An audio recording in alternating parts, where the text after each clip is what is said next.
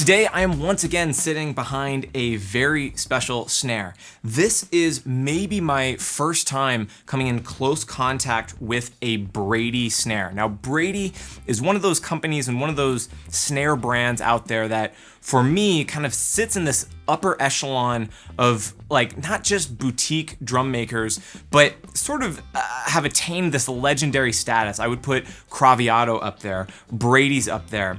I would even put Joyful Noise up there as well. So there are a number of these companies that, for me at least, have garnered this additional layer of reverence and awe, and Brady is definitely one of those names. And what a crazy drum to have my first Brady snare experience with. You might be able to tell why from here. But just the kind of brief backstory of Brady, if you haven't heard of Brady drums, Brady's an Australian drum maker that has since stopped producing drums and snares. Snares were what he was primarily known for, and specifically making drums out of indigenous Australian hardwoods. So a lot of these hardwoods have started to become a little bit more popular in boutique drum making today, but in my mind at least, the jarrah snares were the ones that you wanted to look out for.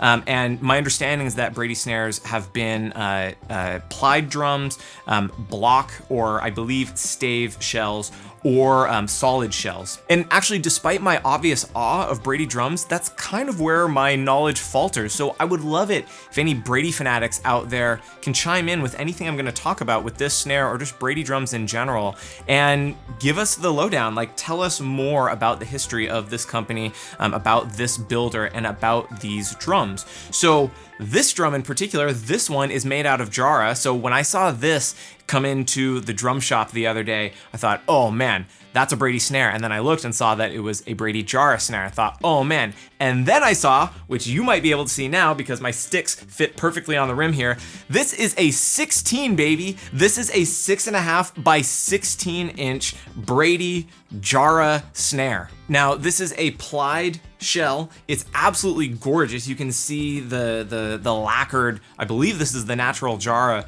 on the outside, but it's just a absolutely stunning, gorgeous drum. And can we talk about the fact that it's a 16? I have played 15s before, and in fact, my dad actually made me a 15-inch diameter snare, and I never thought I would come across a 16, but here we are. So before I get too much farther, I want to just play this for you and let you hear, and I want to hear under a microphone, what does a 16-inch diameter snare sound like? So let's hear some high, medium, and low tunings with this Brady snare.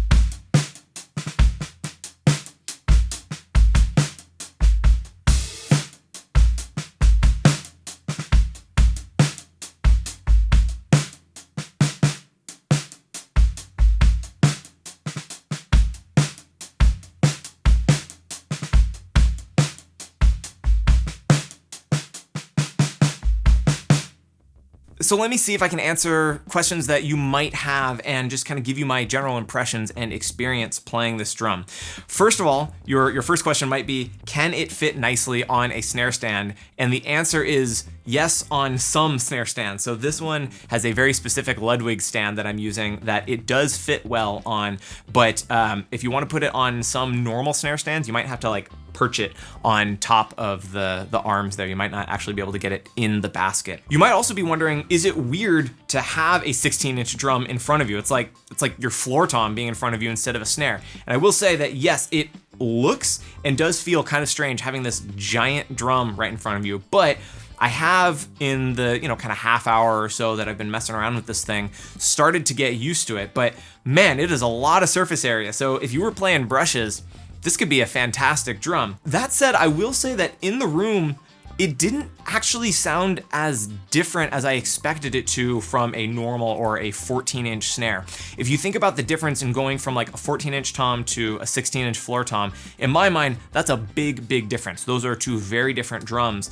And when I tuned this up high, it didn't sound, to me at least, radically different than kind of a medium high tuned 14.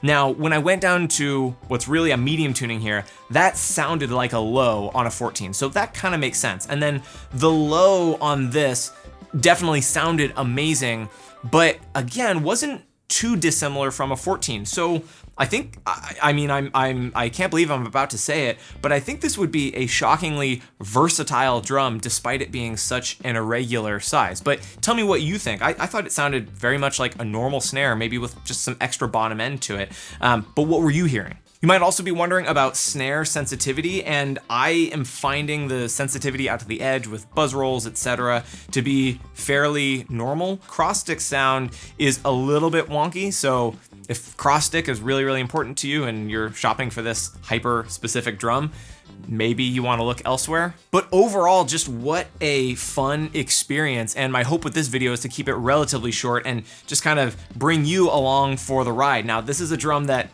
I have the opportunity to buy from the drum shop before it gets officially put out into the world to be sold. So I don't know, you guys got to help me out. Do I buy this Brady snare, this incredibly rare as far as I've heard, and just incredibly unique drum? I don't know, be a good influence on me. If I don't buy this one, then there's the potential that you would have a chance to buy it once it gets listed through West Coast Drum Shop. So I don't know, maybe check out their website right now and see if they've posted it or not. But let me know, do I need this thing in my collection? Let me know in the comments. Thank you for coming along for the ride, and I will see you next time.